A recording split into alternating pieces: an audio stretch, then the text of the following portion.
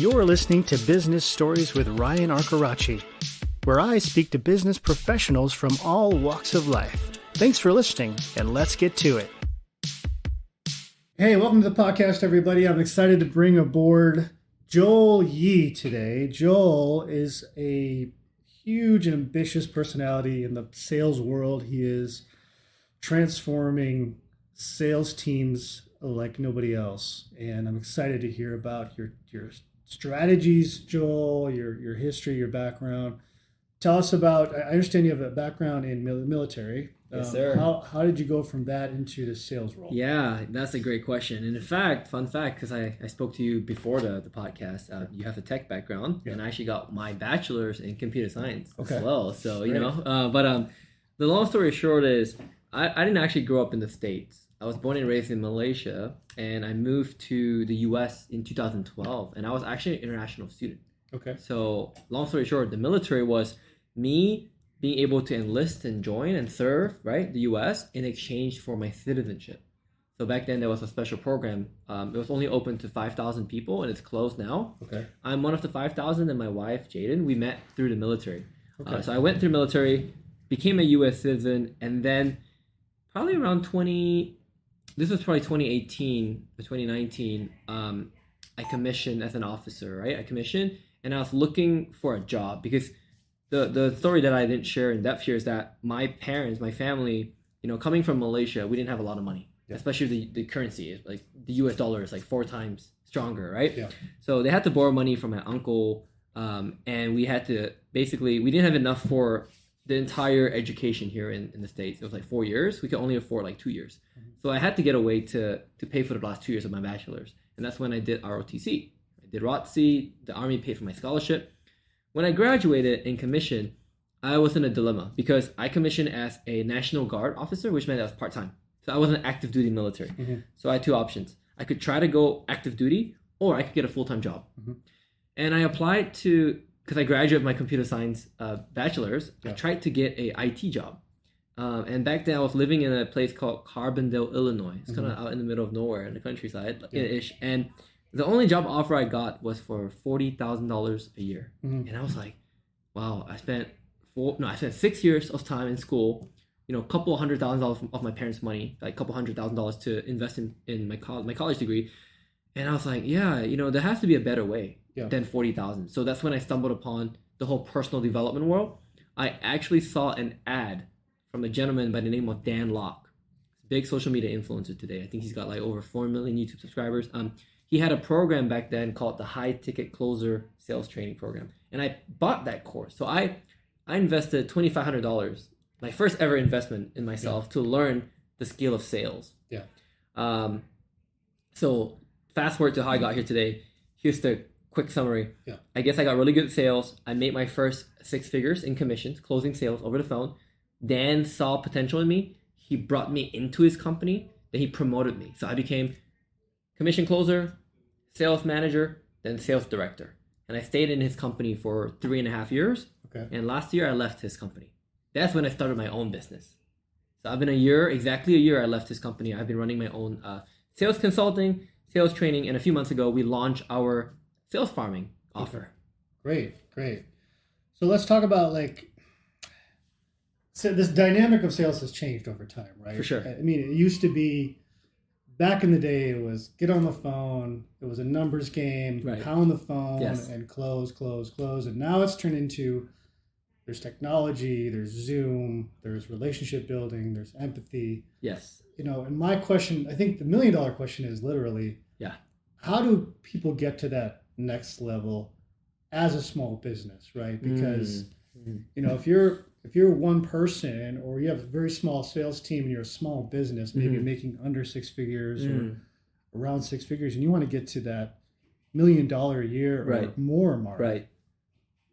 There's so much involved, right? Yes. The strategies. So how do you, it seems like a near impossibility, right? So how do you approach that from your perspective? Great, you've great been question. on that road. Yes. We've brought a few companies to multiple 7 figures, actually. And some of my clients today are multiple 8 figures, but they all have the same background. I think the first 0 to 1, and this is not a quote from me, it's a quote from a lot of great books that I've read, mentors like Keith Cunningham, Yeah. who wrote the book Road Like Stupid, right?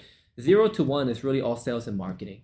Now, I find companies that have good sales skills or get good sales professionals, if they don't have the right marketing to turn cold leads into qualified warm leads, it's also tough for the sales team because, yeah, sure, you could pound the phones and do cold calls all day, but there is a way more efficient, a better strategy these days, right, with paid marketing, organic marketing to get inbound leads. So really what we do with a lot of our clients that try to go from 0 to 6 or even 6 to 7 figures is really making sure they have the right marketing funnels strategy before we add on the sales. Okay. Because without marketing, the sales team is like, I think of it as like an overpowered team that has no foundation to stand on. Yeah.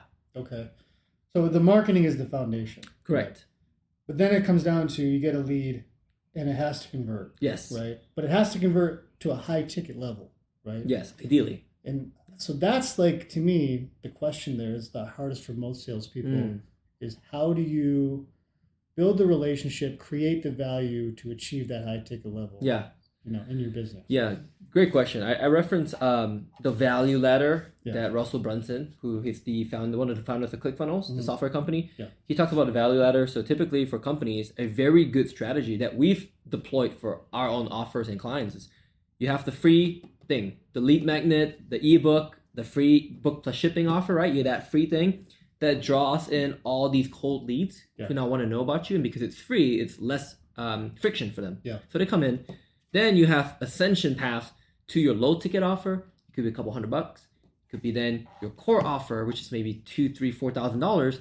And then on the back end, you have your high ticket offer, which could be like $10,000, $20,000, $30,000, $40,000, right? So typically companies, they follow this sort of value ladder. And I think your question was, is it how do we sell the high ticket or how do you create that value? Yes, good. So there's two ways you could sell high ticket.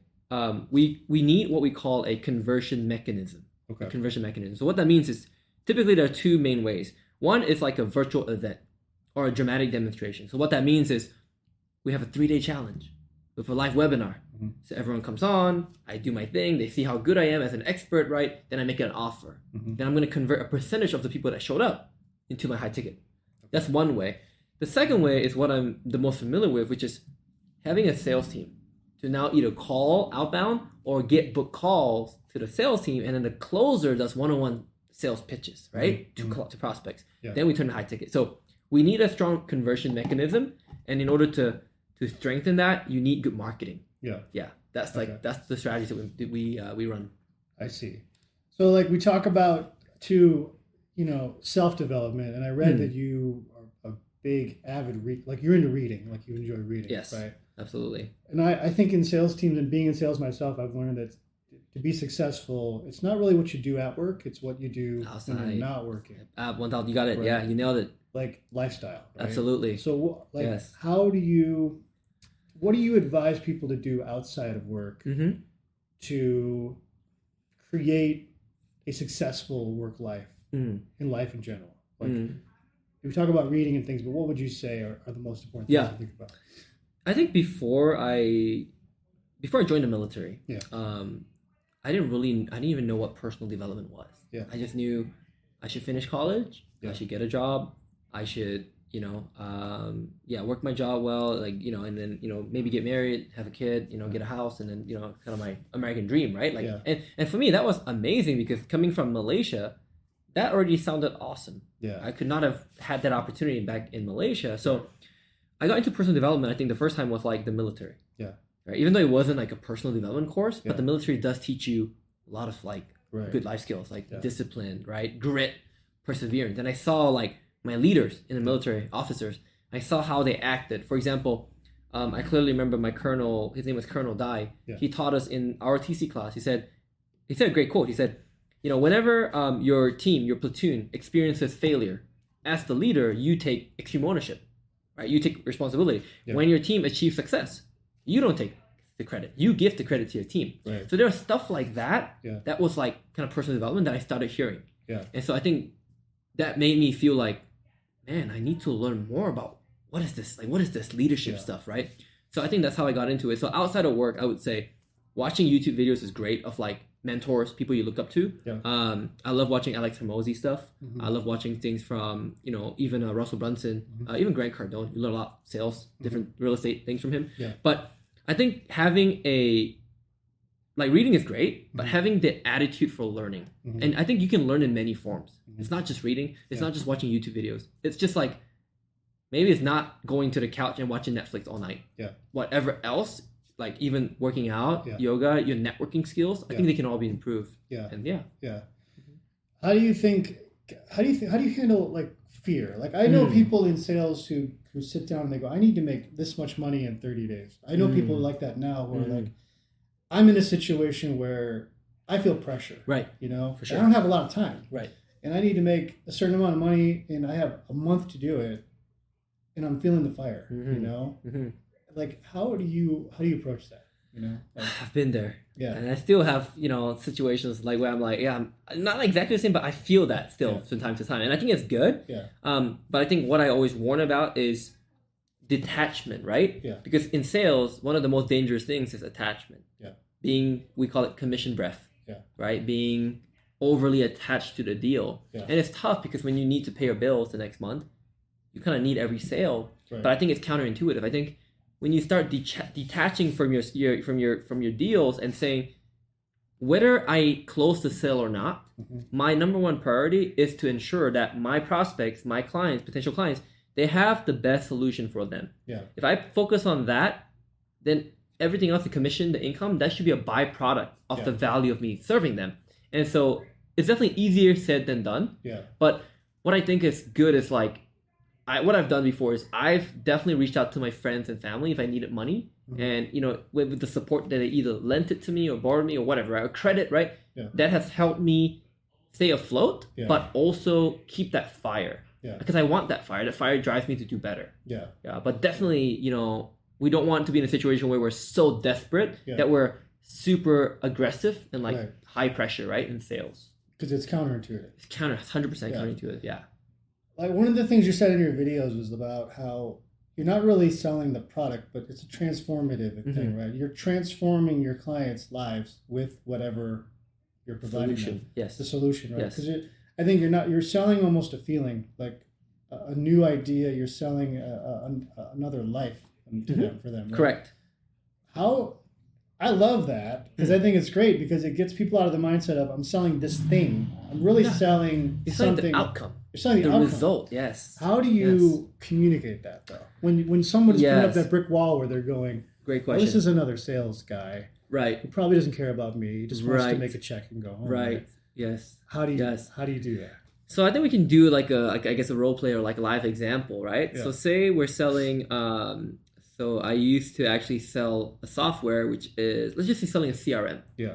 So you're familiar with HubSpot, right? The CRM company. So I'll be like, okay, if I was a HubSpot account executive, right, I have to sell HubSpot. Yeah. I wouldn't, for example, if you're a prospect, I wouldn't go, hey Ryan, you know what, in your business, right? How many leads do you have, right? And we may talk about that, right? Yeah. But like, I'm not trying to talk about how HubSpot necessarily is the greatest thing since like sliced bread and like how it can help you with all your business efficiency all the time. I'm more so trying to get your pains and your goals. So Ryan, on this call today, you obviously booked this call for a reason, right? Yeah. Like, what were you hoping to get out of HubSpot? Yeah. Right. And so you start sharing, I want a less clunky system. Yeah. I have a Frankenstein software tech debt right now. I want to get rid of all my tech debt. Yeah. I want to go to one consolidated system. Yeah. So you're telling me all these things, right? So I have your outcome in mind, and all I'm doing now as a sales professional is I'm always talking about this outcome. So if you say, I want to reduce my technology debt, which is huge for some companies, and I go, then the rest of my conversation, I'm talking about your tech debt, your technical debt, right? That's the way we sell the solution, the outcome. Not HubSpot is just a vehicle. Yeah. It doesn't matter what, it could be brown spot, blue spot, HubSpot, whatever, it's just a thing. Yeah. Right? So if I can connect that for you, then that's how I make the close. I see. Okay.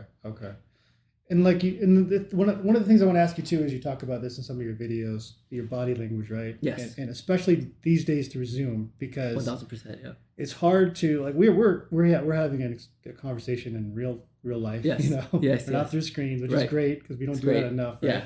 But if you're selling to people in another country or all over the country or the world, and you're using Zoom, it seems like there's a barrier there, right? To that Yes. emotional human connection. Yes. So, and you talk about gestures that you can do, Correct. right? So talk Correct. about like a little bit about that. Like, how can you enhance that experience with that tech barrier, with the screen barrier? Yeah. You know? I think the first thing is always framing the conversation. So if I have Zoom Yeah. as my choice of appointment meeting, I would ensure that both parties, myself and my prospect or whoever I'm talking to, is going to be present on that call with no distractions. Yeah. So they shouldn't be on their phone, Yeah. right? They shouldn't be like walking their dog on Yeah. Zoom. It should be like a quiet environment like this. Yeah. And then we're giving each other full attention. Yeah. And then the way I frame the call, I could say, hey, Ryan, so before we even begin today, now that I have you on Zoom, I really appreciate you jumping on and turning on camera.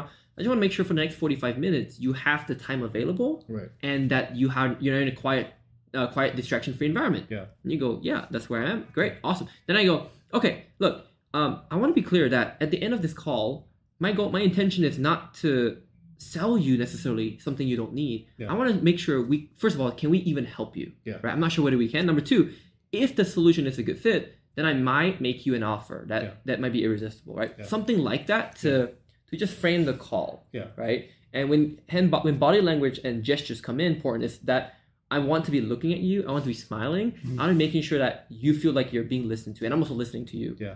So I'm always watching for the other parties, reactions and movement. Okay. Yeah. Okay. And you talk about how like using your hands, right? Yes. Like Yes. talk about like how I find this stuff interesting because people have never thought about this until now. Last 3 Right. years, people are selling and communicating more through Zoom than ever. Right. And there's, I think, little subtle things that people miss that they do or they don't do. Yeah. So can you talk about sort of like... Yeah, I can show a few. I can demonstrate a few. So one of my favorite things is on Zoom, if I talk about where you are today and where you want to be, I'm always doing this. I'm always doing my left hand. It's like in a lower position. Yeah. My right hand is like your goal. So I could be like, Mr. Prospect, today you said you wanted to lose 20 pounds in 5 months. Because right now you weigh about, 100, let's say 200 pounds, right? Mm-hmm. So you want to get to 160 pounds within the next 5 months. So I'm demonstrating a gap. Visually. Yeah. Right, with my hands, right? That's one example. Yeah. Another example would be if I was talking about, if I was wanting to demonstrate that I cared, right? I would face my hands inward to my chest and be like, I had a great 30-minute conversation with you today, and I really think that our offer, like, could I take 5 minutes of your like, could I get permission to take 5 minutes to share with you what we do and see would it be a good fit for you, right? So I'm kind of gesturing inwards to myself, right? So like I'm doing things like that to maintain the rapport. Yeah, I see. Okay. Can you give an example or story of a really difficult sale, like, like straight up almost rejection, like Right. I mean, we've all had it, like in For business, sure. right? For sure. Do you have any particular stories where you're like, I can't believe it happened, but it did, but boy, that was hard, Yeah. So like sales that were closed, but they were hard, or just hard. Just hard. in It gets general? hard, but closed. Yeah. Okay, hard but closed. I think these type of prospects, when they come on and they're like, all right, let's cut to the chase. Yeah. Tell me what you do, how much it costs, and I'll think about it, right? Like Yeah.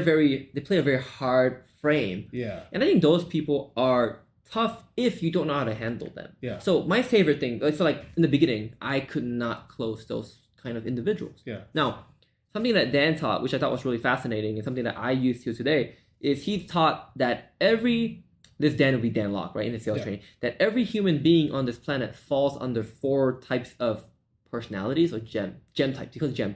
That's the ruby. Yeah. Rubies are extremely aggressive and they are goal oriented. Yeah. They know what they want and they want to get there fast. Yeah.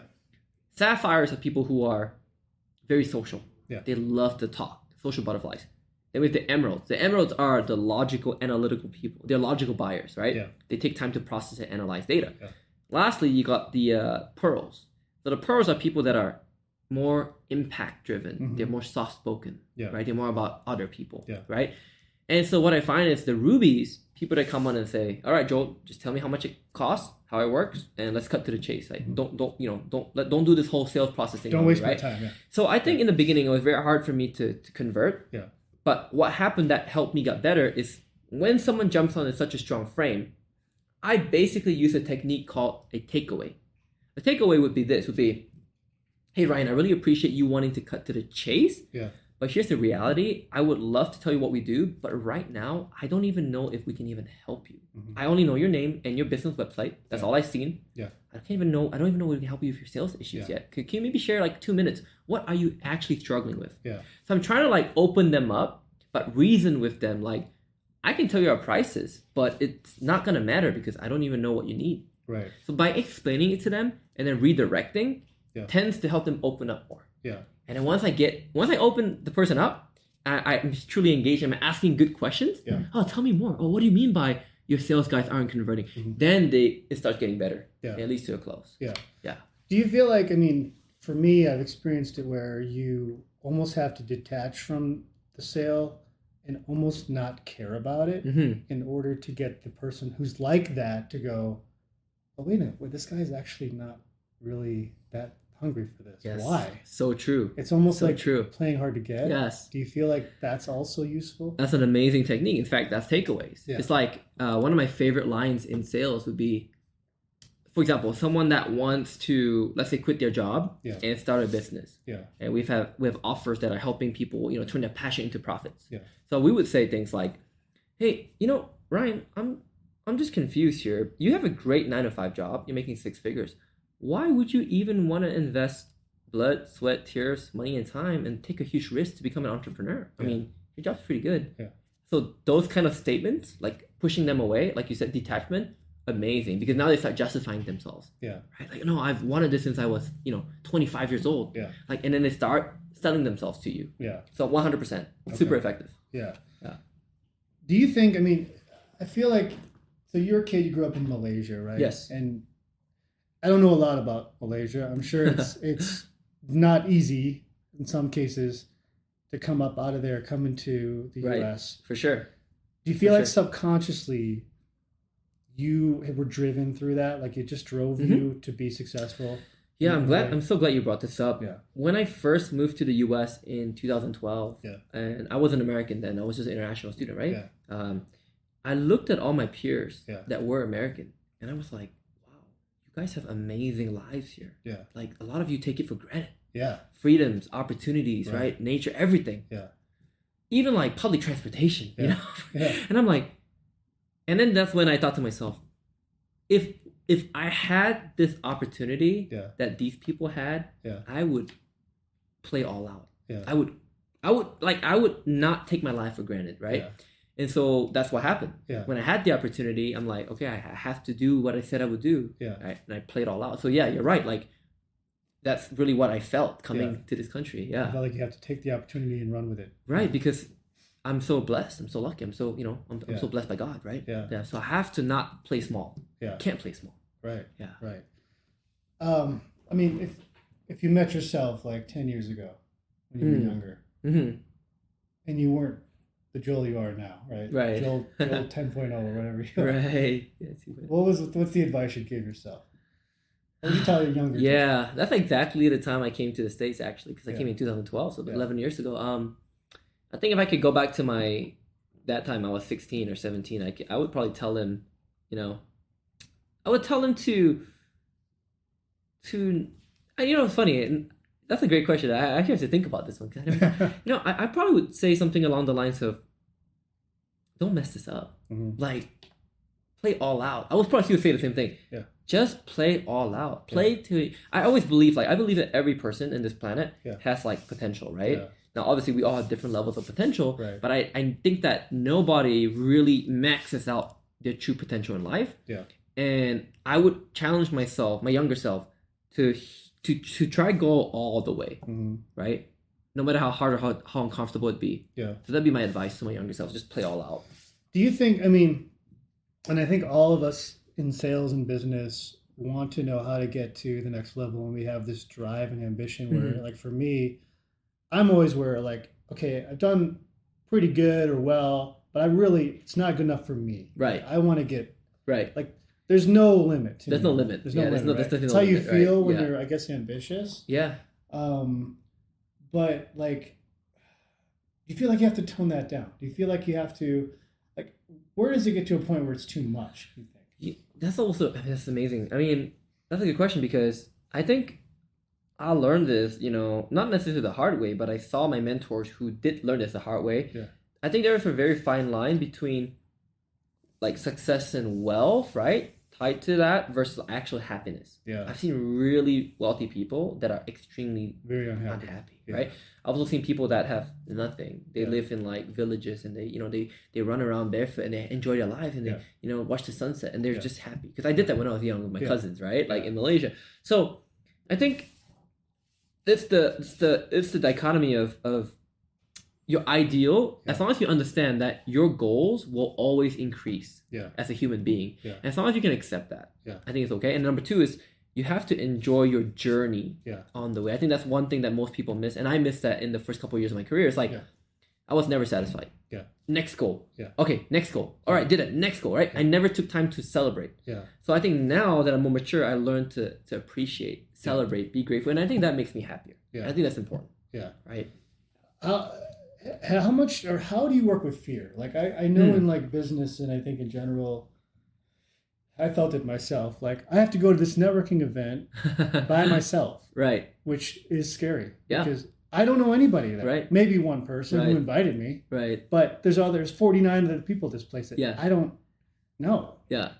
And I think for most people that's scary because it's scary. You're walking into a pit of wolves and you're just like, how do I start a conversation? Like what? And then I'm supposed to not just start a conversation, but I'm supposed to sell. Correct. Try to build a relationship. Build networks, connections. You talk about networking too in your videos. Like, how would you approach that? How do you approach that, or recommend approaching that? So this is why I want to share a little quick backstory. It's like I grew up obviously in an Asian household. I'm Asian, right? And I was always told or taught from a young age that number one, my face is everything, my reputation is everything. I'm always worried about people judging me. Yeah. Right. I was told like, hey, don't stand out. Yeah. Be like society. Yeah. Don't be too special, right? Whatever that meant. Don't put yourself out there, right? Yeah. So growing up, I had this mentality that I shouldn't do anything out of the ordinary. Yeah. I should just stay normal. Stay in your lane. Yeah. Right. And that's a big issue because imagine, right? You want to go to a networking event. Yeah. I'm like, well, I'm nervous. Yeah. I was taught not to do stuff outside my comfort zone, right? Yeah.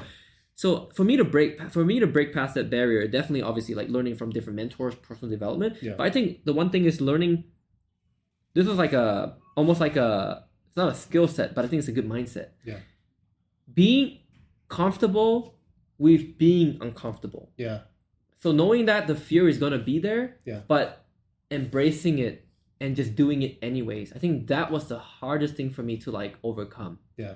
I still feel scared. Yeah. I still feel nervous. Yeah. Even to today, I still feel uncomfortable. I feel awkward. I feel people are judging me. Yeah. But what I've now done differently is I've just been okay with it. Yeah. I just tell my brain, you know what? It's okay. Yeah. It's gonna happen forever. It's okay. And it can tell me it's okay. Then I became okay with it. Yeah. And then I just, I just do. Yeah. So for me, it was that mindset hack of just like, it's okay Yeah. to be uncomfortable. Yeah. Yeah. No, I get it totally. And I think in sales, do you feel like fear probably holds most people back from in business just getting to the next level? Or fear holds everybody back. Yeah. Prospects, your clients, yourself, everybody. Yeah. Right. And fear like, in sales, there's one analogy that we use sometimes as well is when we talk to prospects who are afraid to invest. Yeah. Because they think number one, it might not work for them. Yeah. Number two, they're gonna lose a bunch of money, right? Or it's a scam or whatever. Yeah. It's all fear, right? Yeah. So what we do is we tell them this technique is about, it's really not a technique, it's more like a story. Yeah. It's like, hey, do you know that we all have something, we have like our brains, we have three parts of the brain, right? We have a limbic system, we have then the logical part of the brain, and then we have the reptilian brain. Mm-hmm. Now the reptilian brain is pretty interesting. As our ancestors, back in the day, cavemen, whatever, right? Like they were taught to not get hurt or not die. Yeah. So if they went out to the forest to hunt for food and they saw like a very dark, scary, ravine, their brain told them not to go in there. Yeah. Right? Yeah. But what happened as we evolved as human beings, we still have that reptilian brain. Right. So as we're telling this story to our prospects, they start understanding it. And then we tell them, but you know what? That's a very normal response. Yeah. But you cannot let fear hold you back from where you want to go. Yeah. So when we find that when we explain the fear to people and they accept it, they become more accepting to invest in themselves. Yeah. Because now they understand why they're afraid. Yeah. Right? And scientifically it makes sense. Yeah. And everyone's gonna feel fear. It doesn't matter who you are. Yeah. And as long as you know that it's normal, yeah, you can take the next risk, the next step. Yeah. Yeah. Yeah. I mean, it's like, what's the worst thing that happens, you know? Yeah, what can be the case, worst thing that happens? right? I lose $5,000. Yeah. Right. But that's where, and then I learned a lesson, right? And is it likely for me to lose all $5,000? Probably not. Yeah. Right. That's actually a technique. It's like worst case, best case, most likely close, right? Most likely scenario. Yeah. Yeah. So what, like, you talk about reading and things you're doing. What if people want to learn from you or get to know you or reach out to you? How can they reach you? And what do you recommend people start doing with, like, you have content out there? Is there anything you recommend to people to go check out or listen to before they work with you or to decide to work with you? Absolutely. I think, the first way people can reach me is, I will not change my email. It's joel@joelyee.com. So that is like permanent. Yeah. My social media handles, it might change, but for now, it's Instagram is the best place, @officialjoelyee. Okay. And what I recommend people, I guess, watch or listen or learn about me before contacting me is just go through my latest content, because I'm always posting different things, traveling, like showing different experiences, showing what I'm learning, my mistakes. I made a commitment to myself to go live with no edits, nothing, just go live on my phone and talk about lessons that I learn every week. So every week you can probably find something that I'm learning about and just, see what you resonate with what I do. Yeah. Yeah. Well, Joel, this has been a great conversation, so I appreciate you coming on. Any last words to let people know what you're doing? What do you have going on? Anything coming up? Yeah. Any events? Anything? Yeah, so I'm actually running a live 3-day challenge, actually, in May, May 17, 18, 19. It's called the Dead Leads to Profits Challenge. Okay. So essentially, if you are a business owner, you probably have a lot of leads that are unconverted. Yep. We will show you for free. This is a free challenge. Okay. How you can turn those dead leads into more booked calls. Okay. Now there is a VIP upgrade if you want it, but for everything else, it's free to learn. Okay. Where do they go to your website for that? Or? Yeah. So my Instagram bio, it will be in the link to the bio in the bio. Great. Well, thank you, Joel. Everybody, check out Joel Yee. He is awesome. Thank you. And have a safe trip to back to Canada, right? Boise, actually. Oh, Boise. Yeah, okay. Idaho. All right. Thanks, Joe. Thanks, Ryan. Appreciate it. Did you enjoy this episode? I hope so. If you want to support the podcast, you can go to buymeacoffee.com/Ryan Says Thanks. Your support is appreciated. And hey, even if you don't buy me a coffee, I'm happy to have you listening. So keep it up, and thanks again.